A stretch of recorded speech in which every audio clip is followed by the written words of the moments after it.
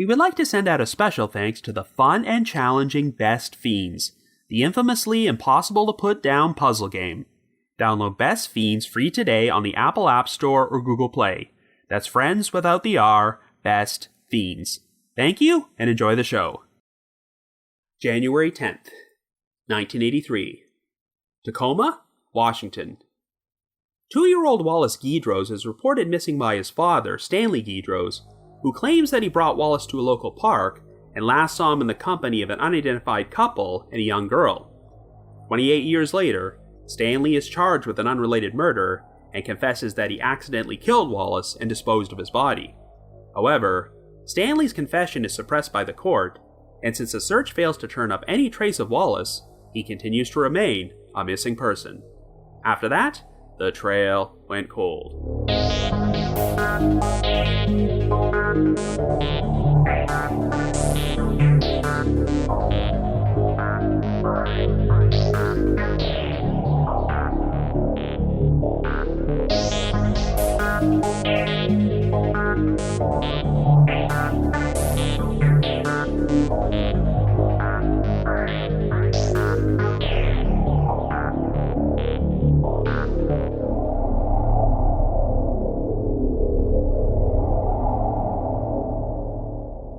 Hello everyone, and welcome to our latest episode of The Trail Went Cold.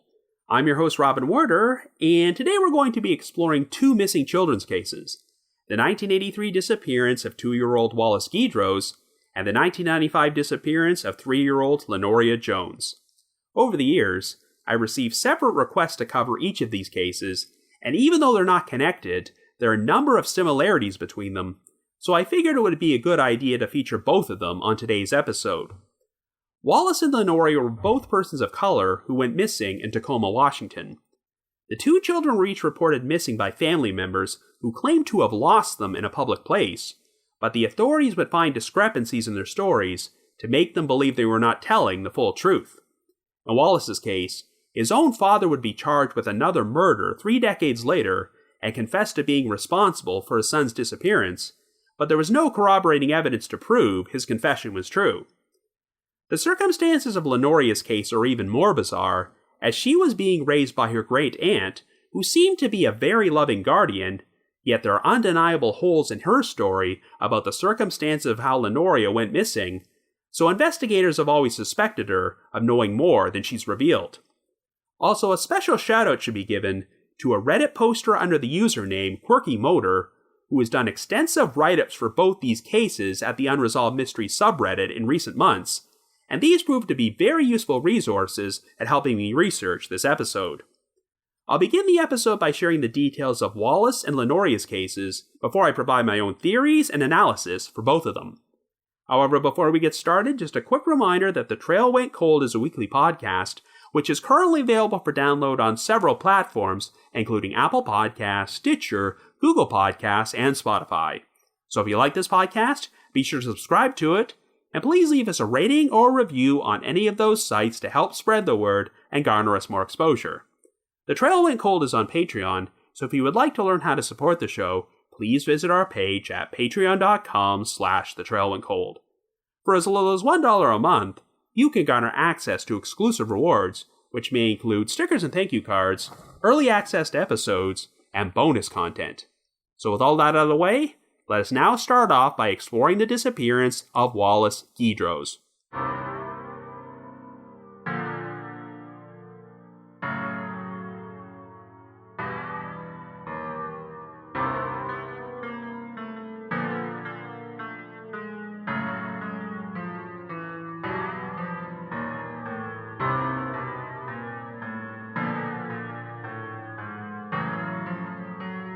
Our first story begins in Tacoma, Washington in 1983.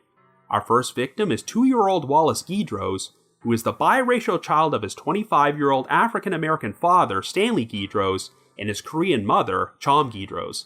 Stanley is a former Army soldier who was stationed at Fort Lewis and met his wife during a tour of South Korea, but he is unemployed at this time and lives with his family in an apartment in the suburb of Fife. At 7:42 p.m. on the evening of January the 10th, Stanley called the Tacoma Police Department from the payphone of a tavern at Point Defiance Park in order to report his son missing. Stanley claimed that between 2 and 2:30 that afternoon, he went to the park to go fishing with a pair of family friends and took Wallace along with him. After they fished for about 2 hours, Stanley and his friends went their separate ways, and he took Wallace to a duck pond near the park's entrance. It was here where Wallace started playing with a young Caucasian girl with long blonde hair who appeared to be 2 or 3 years old. Stanley said the girl was accompanied by a Caucasian woman whom he assumed to be her mother, and he would later describe her as being in her early to mid-20s with light blonde shoulder-length hair and long eyelashes. While the children played, Stanley said that he struck up a conversation with a bearded Caucasian man whom he believed was this girl's father. He described him as being in his late 20s or early 30s and around 6 feet tall with a medium build and shoulder-length sandy brown hair which was covered by a baseball cap. According to Stanley, the man pulled a beer out of his backpack and handed it to him, and since Stanley figured the girl's mother would be able to watch over Wallace, he decided to go for a walk with this man down the park's trails towards a waterfall. Stanley said that they drank beer together while discussing such topics as how bad the economic situation in Tacoma was at that time. However, when the two men returned to the duck pond about 25 to 40 minutes later, Stanley claimed that Wallace, the girl, and the woman were gone. Stanley and the bearded man agreed to split up and search the park for them, but after they went their separate ways, Stanley never saw the man again. After searching for nearly 2 hours, he could find no trace of Wallace or the two females, so he went to a payphone to call the police. An extensive search would be performed of the 700-acre park, which involved volunteers, helicopters, tracking dogs, and divers. Even after the duck pond was drained, Wallace could not be found. Stanley agreed to undergo hypnosis in order to help provide more detailed descriptions of the man and woman he had seen, and this allowed police to put together composite sketches for them.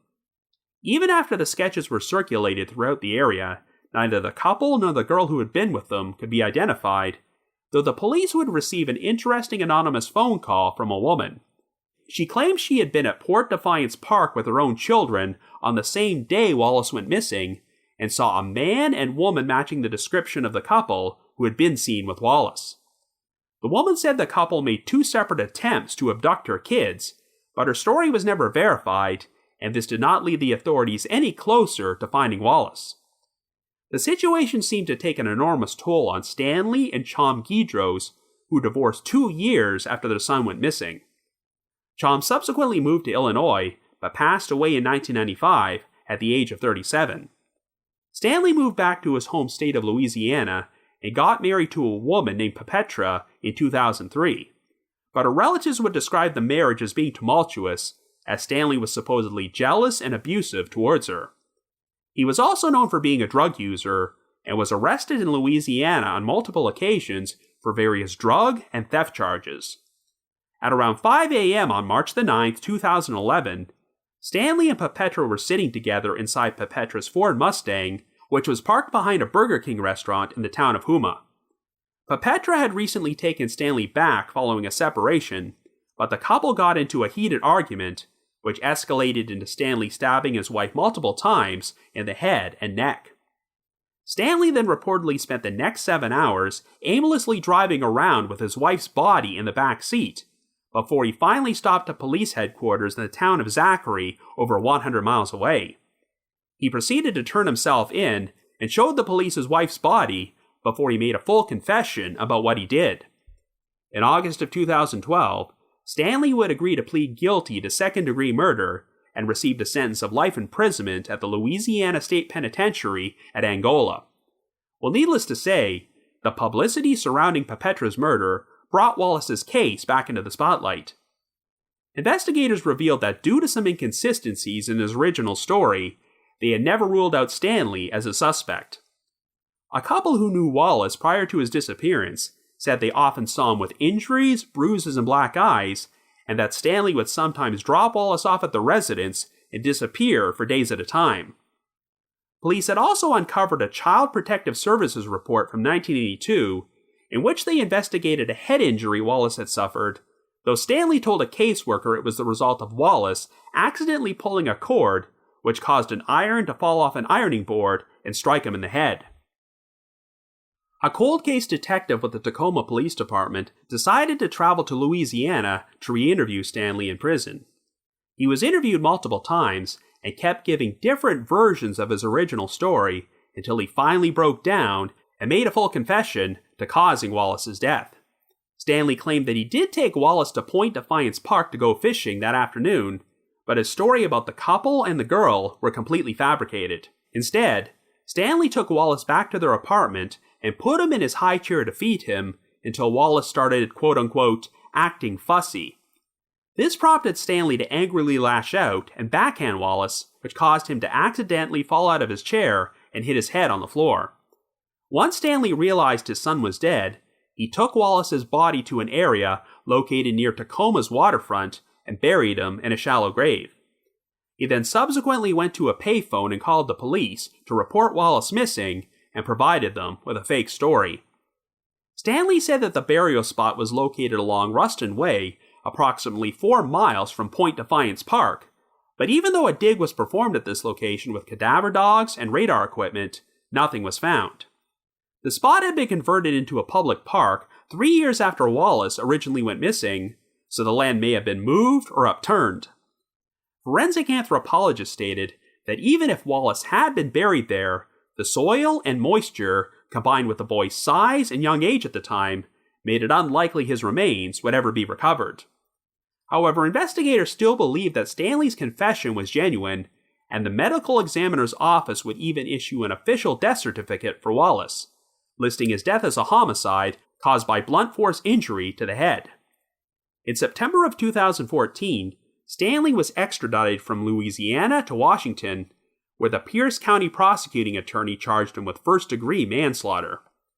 However, when Stanley appeared in Pierce County District Court 5 months later, he pled not guilty to the charge after seemingly recanting his confession.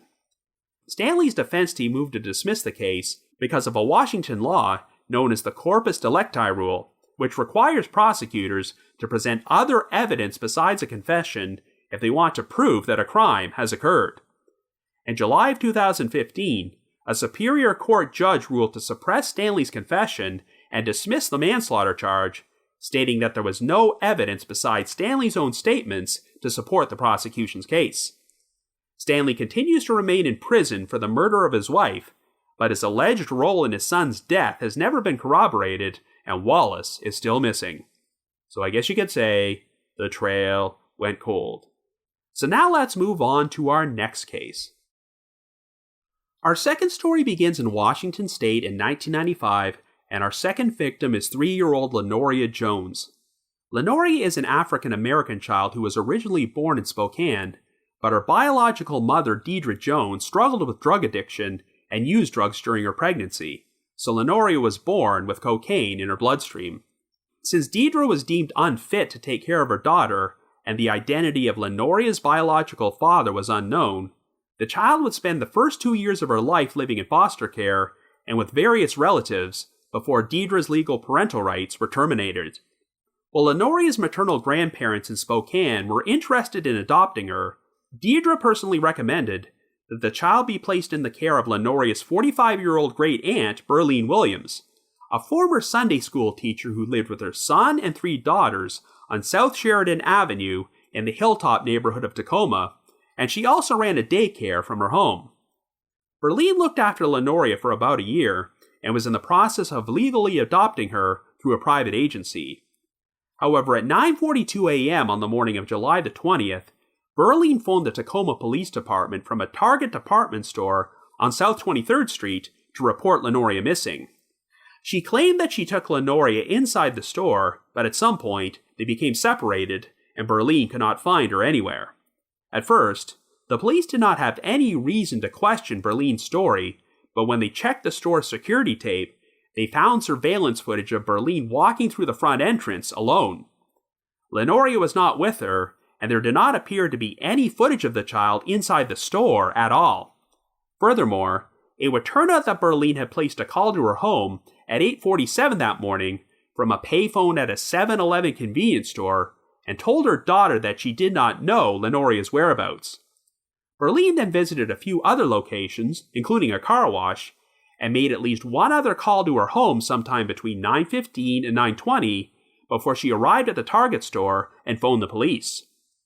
Berlean was unable to provide any explanation for why she waited 55 minutes after her original call before she reported Lenoria missing. When confronted with the fact that the surveillance footage showed Berlean entering the store without Lenoria, she initially replied, quote, "Well, maybe she wasn't with me." Berlean would be extensively interrogated by the police for 10 hours and wound up changing her story on numerous occasions. At various points, she claimed that Lenoria had wandered away from her home, had been abducted from the Target parking lot, was kidnapped by 2 unidentified black men near their residence, or was safe and living at an undisclosed location. Detectives said that whenever Berlean shared one of her stories, she would get to a certain point and then abruptly stop talking. On July the 23rd, 3 days after Lenoria originally went missing, Berlean's family held a press conference outside her house, and one of her daughters read a statement containing the latest version of Berlean's story. Berlean now claimed that she was walking through the parking lot towards the Target store with Lenoria, when Lenoria said she wanted to get a new toy. Berlean responded by saying that she needed to get a bathing suit for herself, but after she finished, they could go look at the toy section. Berlean then said that she heard Lenoria reply okay before she walked into the store, but claimed that she never actually turned her head to check if Lenoria was behind her. It was not until after she grabbed a cart and walked into the sections with the bathing suits when Berlean noticed that Lenoria was no longer with her and she could not find the child anywhere in the store. So if Lenoria had wandered off, or something happened to her in the parking lot before she reached the store's entrance and Berlean never noticed, this would account for why Lenoria never showed up in any of the surveillance footage. While police asked Berlean and her children to take polygraph tests, they all declined to do so.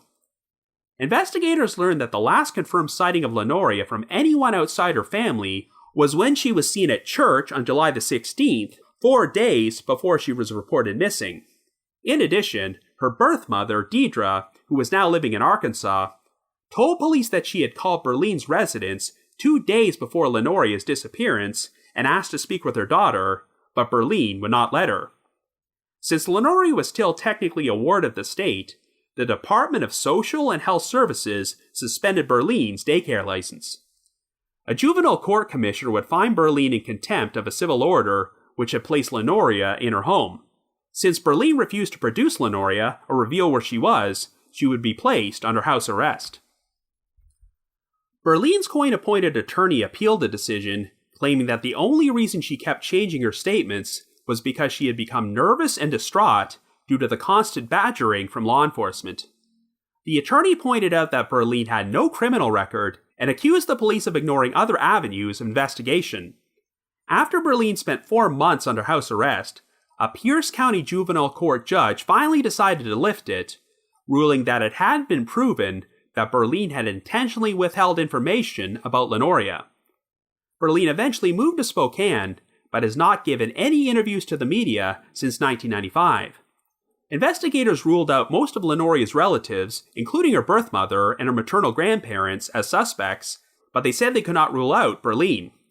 In 2006, the Washington State Patrol and the carrier Gordon Trucking launched the Homeward Bound program, in which the photographs of 15 missing children would be displayed on the sides of Gordon trucks in order to raise awareness of their cases, and one of the featured children was Lenoria. Even though she was only 3 years old, Lenoria had already been diagnosed with attention deficit hyperactivity disorder, also known as ADHD, and in the days prior to her disappearance, she was prescribed a tricyclic antidepressant called norpinephrine to control the condition. Since this drug is not ordinarily prescribed to young children, one theory which has been pushed forward is that Lenoria could have overdosed or suffered a fatal reaction to the drug, prompting Berlean to dispose of her body in order to cover up the whole thing, but no evidence has ever been found to support this theory. In 2015, the Tacoma Police Department's cold case detective, Lindsay Wade, announced that in August of 1995, an anonymous tipster called 911 and provided new information about the case which was not known to the public and could have been very helpful to the investigation. While she did not provide any specific details about this information, Detective Wade made it very clear that she really wanted the anonymous caller to come forward, stating, quote, "This person could be the key to solving this case if their information is correct," end quote. However, after nearly 26 years, there are still no answers about what actually happened to Lenoria Jones. So I guess you could say, the trail went cold. But before we continue, I would like to take a moment to talk about our sponsor, Best Fiends. Summer has finally arrived, and even though it's been a rough year and a half, I'd like to think that things might be getting back to normal. I'm particularly looking forward to doing activities I haven't been able to do for quite some time, such as attending a baseball game, watching a movie in a theater, or, most importantly, attending podcasting events and meetups again. There is a possibility this summer will almost be normal, which, as it turns out, is super refreshing. And if you want your brain to feel like it's summertime all the time, download Best Fiends. Trust me, Best Fiends was a godsend last summer when I was cooped up indoors and couldn't do much of anything, but it was a good way to keep my brain refreshed when I couldn't do the traditional summertime activities. Once you start playing Best Fiends, you don't want to stop, and having spare time to play it this past year allowed me to make major progress on the game, and I recently made it to level 1600. Best Fiends is way more fun than the other matching puzzle games out there, and while playing it, 30 minutes can feel like 30 seconds. It's totally free to download, and the adorable collectible characters just keep coming. Best Fiends releases new challenges, characters, and themes all the time just to keep you on your toes. There's just so much to love about this game, so give it a try and let me know if you love it as much as I do. So download Best Fiends free today on the Apple App Store or Google Play. That's friends without the R, Best Fiends. Give it a try. Thank you, and enjoy the rest of this episode.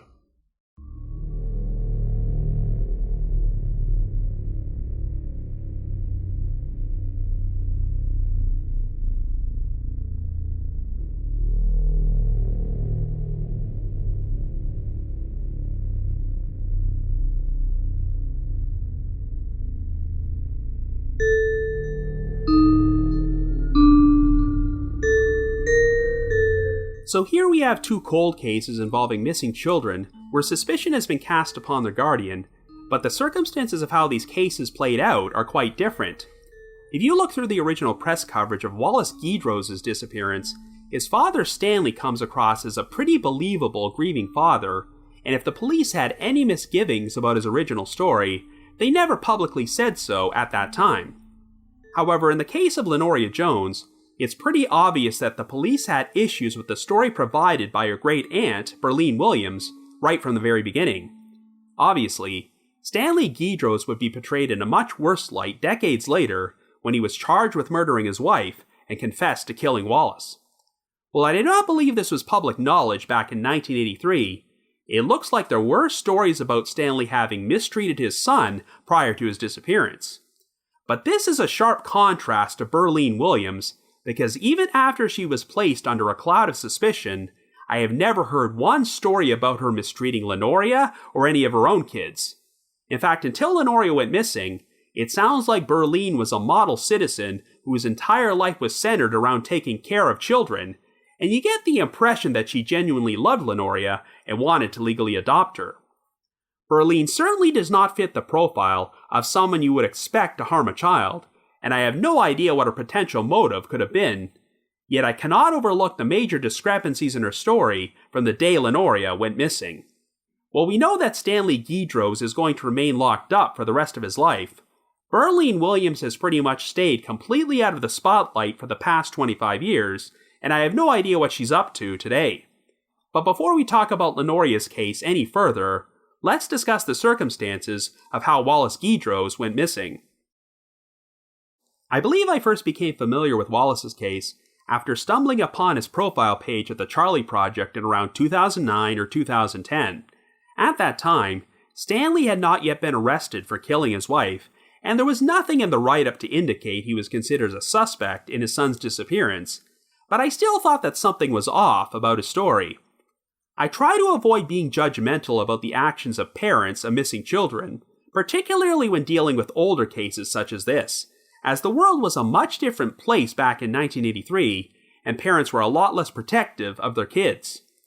However, if Stanley's story was true, his actions seemed pretty irresponsible for someone who was taking care of a 2-year-old.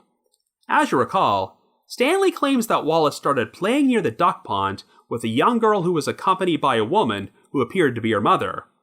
Stanley then started up a conversation with a man whom he assumed was the girl's father, and they spent the next 25 to 40 minutes walking around the park drinking beer until he returned to discover that Wallace was missing.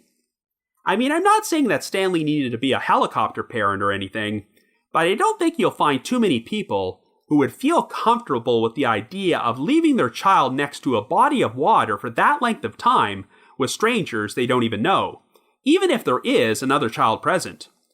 I also found it suspicious that even though Stanley was able to provide a detailed description of this man he supposedly conversed with, he never actually learned his name. I must admit that even though I found Stanley's story to be unbelievable, my initial impression was not that he necessarily caused his son's disappearance, but that he may have been lying about certain details in order to cover up some negligent behavior on his part. Perhaps Stanley left Wallace alone for a period of time in order to do something like score some drugs, which is when he was abducted, but in order to avoid telling the complete truth about this, Stanley fabricated a story about a non-existent couple and a little girl. To be fair, there was one anonymous female caller who seemed to corroborate Stanley's account, since she claimed she saw a couple matching that description in the park that very same afternoon, and they tried to grab her children. After hearing that, you could assume the couple was using the young blonde girl to lure other children for them to kidnap. But assuming that the anonymous call wasn't a hoax, I guess an alternate explanation is that this woman legitimately did remember seeing a couple in the park that day, but exaggerated the details of her story. She could have seen the composite sketches of this man and woman in the newspapers, and once she read they were potentially involved in the abduction of a child, she may have convinced herself that they attempted to go after her children. Likewise, it's also possible that Stanley saw a couple matching this description in the park that afternoon, and used them as the basis for his fictitious story, and then just got really lucky when another independent eyewitness also recalled seeing them. If Stanley was responsible for Wallace's disappearance, the way he handled things by fabricating an elaborate cover story is in sharp contrast to how he handled the murder of his wife, Petra, in 2011. In that case, Stanley made no attempt to get away with it, as he literally drove around for hours with his wife's body inside the car before he turned himself in at a police station. But if he was carrying a lot of guilt about what happened to Wallace, perhaps Stanley finally decided he needed to face punishment. It's interesting to read some of the original newspaper articles from 1983, which mentioned that Stanley had to be taken to the hospital after overdosing on some pills only 2 days after Wallace went missing. While the overdose was reported as being accidental at the time, knowing what we know now, you have to wonder if this was a suicide attempt. Of course, committing second-degree murder is an automatic life sentence in Louisiana, so regardless of what happens with Wallace's case, Stanley is never getting out of prison. After confessing to Wallace's death, you might be wondering why Stanley ultimately decided to plead not guilty to the manslaughter charge when he had nothing left to lose, but he did openly express his fear about being labeled as a child killer. Remember, people who harm children are considered to be the lowest of the low in prison, so pleading guilty to killing his own son could make Stanley's life sentence a lot more difficult. While there were other witnesses who claimed that Stanley was abusive and neglectful towards Wallace prior to his disappearance, the court stated that this only proved Stanley was a bad parent, not that he committed manslaughter. So there really isn't any evidence against Stanley besides his own confession, which has been suppressed. The state tried to appeal this decision, and if you search online, you can find the opinion from 2016, where the state of Washington Supreme Court upheld the ruling. Oddly, the opinion stated that Stanley's defense team had alleged that the FBI once filed an application for a search warrant because they had information that the boyfriend of Wallace's mother, Chom Guidroz, traveled to Tacoma and abducted Wallace and took the boy to Texas to be with him and Chom. I wish I had more information about this so-called boyfriend, because even though Stanley and Chom divorced 2 years after Wallace went missing, Does this mean she was already having an affair with this man in 1983? When Wallace disappeared, Chom did not talk much to the media because she spoke very little English, but it's too bad that she passed away years later, because I definitely would be interested in hearing her perspective of what Stanley was like at that time and if he mistreated their son. But without knowing anything about Chom's boyfriend, I don't think I'll put much stock into this alternate scenario of him abducting Wallace. When you look at all the facts of this case, Stanley being the responsible party really does make the most sense. Now, it sounds like the first part of Stanley's story is actually true, as a pair of family friends did corroborate that they all took Wallace fishing at Port Defiance Park on that particular afternoon. However, these friends parted ways with Stanley at around 4:30 or so, and until Stanley called the police at 7:42, it does not sound like there were any other independent eyewitness sightings of Wallace. Stanley tried to account for this 3-hour window by claiming that he spent the first part hanging out with the unidentified bearded guy, but after they separated, Stanley said he spent the next 2 hours searching for Wallace on his own before he called the police from a payphone. Well, 2 hours does seem like an awful lot of time to be searching for your missing child alone without seeking help, especially when you consider that this was January and it would have gotten dark right around the time Wallace went missing. So I think there's a good chance that Stanley waited so long to call the police because he needed that time to cover something up. The story Stanley provided during his confession was that he took Wallace home, placed him in his high chair to feed him, and lost his temper when the child started acting out, which prompted Stanley to backhand Wallace and accidentally kill him by knocking him off the chair onto the floor. After burying Wallace's body near the waterfront, Stanley came up with his story about the couple and a young girl before he went back to the park to use a payphone to report his son's disappearance. While 3 hours is not a large window of time for these events to play out and Stanley to dispose of his son's body, it's certainly possible this could have happened. However, even if Stanley did kill Wallace, I would question whether his version of events is the truth. While thousands of kids are injured from falling out of high chairs every year, only a very small percentage of them are actually killed by this. So this may have been a case where Stanley wanted to confess, but twisted the story in order to make it sound like his son's death was some sort of freak accident caused by him momentarily losing his temper. If the stories of Wallace being seen with bruises and injuries, and Stanley being openly hostile towards his child are true, then I fear the actual circumstances of Wallace's death were a lot worse. Regardless, even if Stanley was telling the truth about the location where he buried Wallace, it sounds like investigators do not believe his remains are recoverable after all this time. Unless other corroborating evidence emerges, then I don't believe Stanley will ever be prosecuted for this crime. If he was the guilty party, then at least we can take comfort in knowing that he will never be a free man again, so in that sense, justice was ultimately served. But it would still be nice if Wallace's remains were recovered someday, and the authorities could completely close this case by giving him a proper burial. So now let's move on to Lenoria Jones's disappearance, which, in my opinion, has a lot more ambiguity.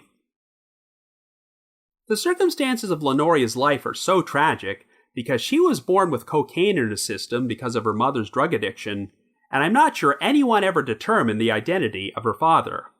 But before she went missing, Lenoria did seem to be on the path to living a stable life in a loving home, because as someone who had 4 children and ran her own daycare, Berlean Williams fit the profile of an ideal caregiver for a troubled child.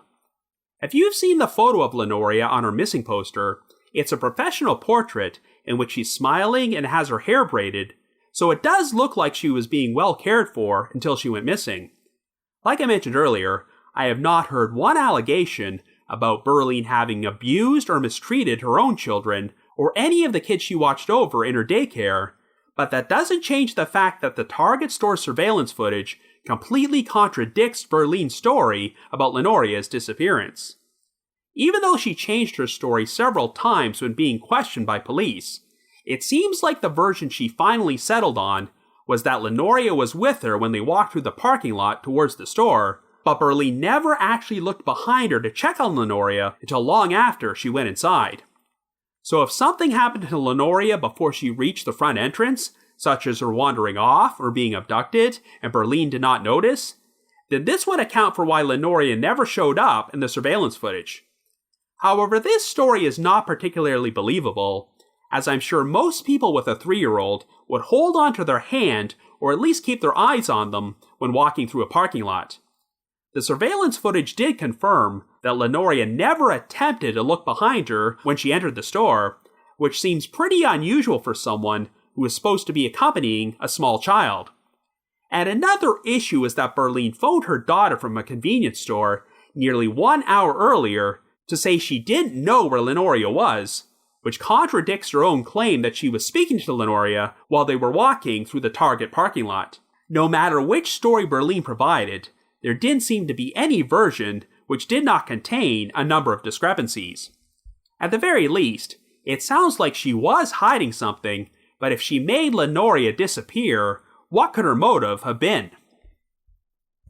I mean, given that Lenoria had already been diagnosed with ADHD, I'm sure she was not the easiest child to take care of, but it sounds like Berlean was lobbying really hard to adopt Lenoria, and if she had changed her mind, the child's maternal grandparents would have been more than happy to take her instead. The last independent eyewitness sighting of Lenoria from anyone outside Berlean's family were from people who saw her at church on June the 16th, 4 days before she was reported missing, though it doesn't sound like they noticed anything unusual about her.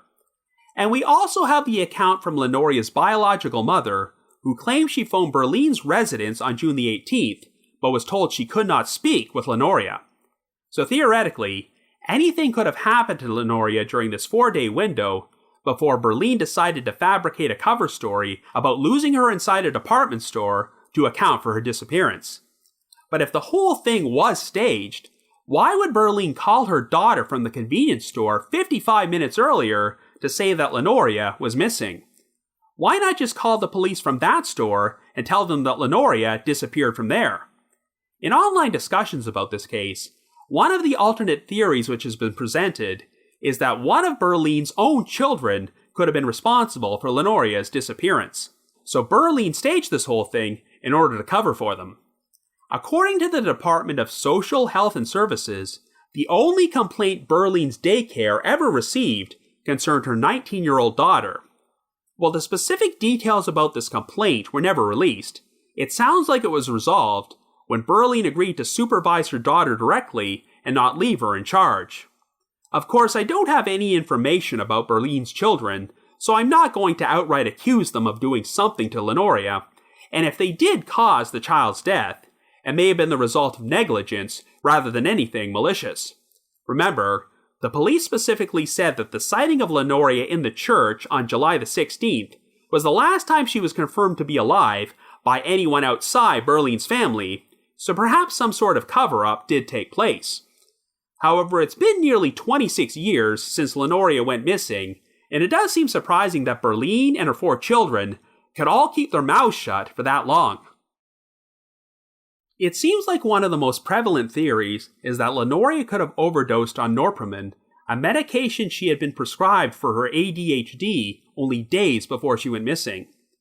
3 years old is still relatively young for a child to be diagnosed with ADHD, but considering that she was already born with drugs in her bloodstream, I'm sure these were extraordinary circumstances.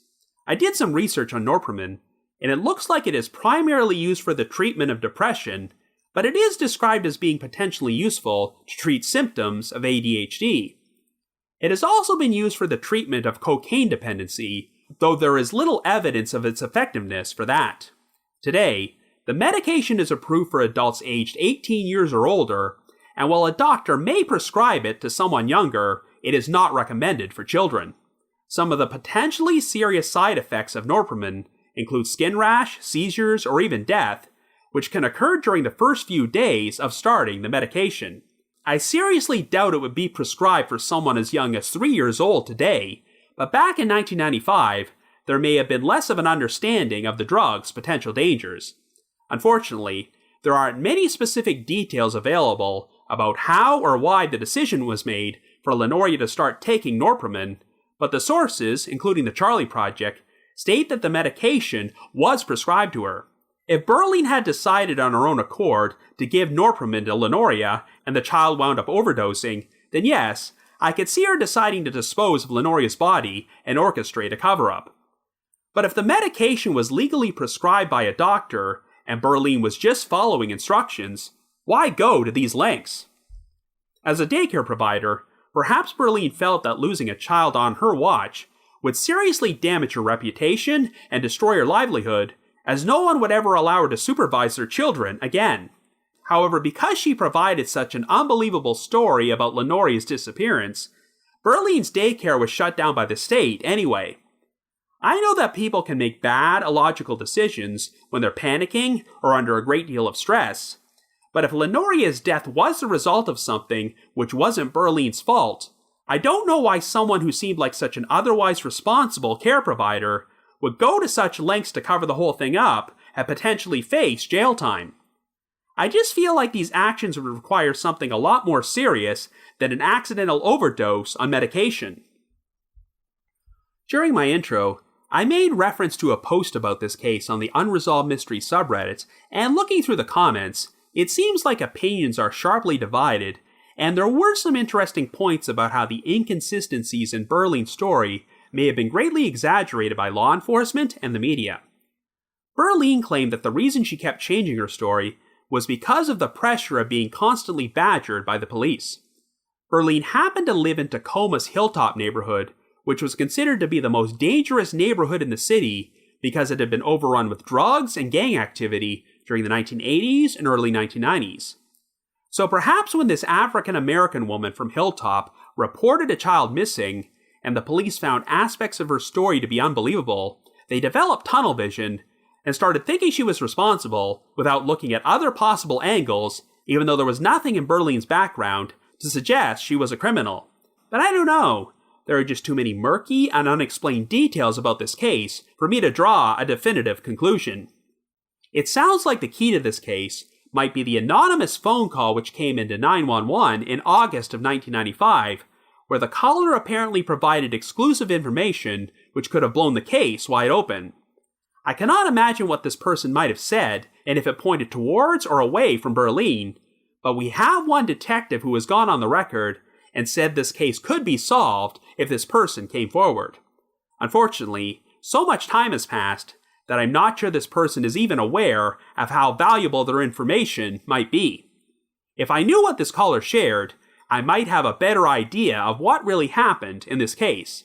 As of now, I have no idea how a 45-year-old woman with a history of caring for children could suddenly become complicit in the disappearance of a 3-year-old, but at the same time, I also cannot overlook the fact that actual videotape evidence contradicts her original story. So overall, I am completely perplexed. All that being said, if you have any information on the disappearances of Wallace Guidroz or Lenoria Jones, or you happen to be the aforementioned anonymous caller from 1995, please contact the Tacoma Police Department at 253-798-4721. That's 253-798-4721. But if you just have your own thoughts about what happened, feel free to leave me a comment or send me an email to robin.warder@icloud.com. That's robin.warder@icloud.com. Now the reminder that The Trail Went Cold is on Patreon, so please visit patreon.com/thetrailwentcold to learn how you can support our podcast and become eligible for some pretty neat rewards. We produced a bunch of exclusive bonus episodes for our patrons in tiers 2 and 3, and this past month, I released an episode about the kidnapping of Jolynn Rogers, who happened to be the sister of famous professional wrestler Jake the Snake Roberts, and this episode not only examines the crime itself, but the troubling history of Jolynn's entire family and her upbringing at the hands of an abusive father. And for our patrons in Tier 3, I've also recorded another new audio commentary track, which can be played over a classic episode of Unsolved Mysteries. I'd also like to give a shout out to our most recent listeners who have signed up with us on Patreon this week, and they are Sydney P., Vinny M., Jean M., Sean B., Krista B., Michael L., Melanie C., Thomas C., Will and Kat P., and 2 separate listeners named Kelly M. Thank you all so much for your support. In addition, I want to announce that this coming Saturday, July the 10th at 8 p.m. Eastern Time, we will be holding our next Unsolved Mysteries Live Watch Marathon, where you can join myself and your fellow listeners in our screening room while we view and comment on classic segments from Unsolved Mysteries.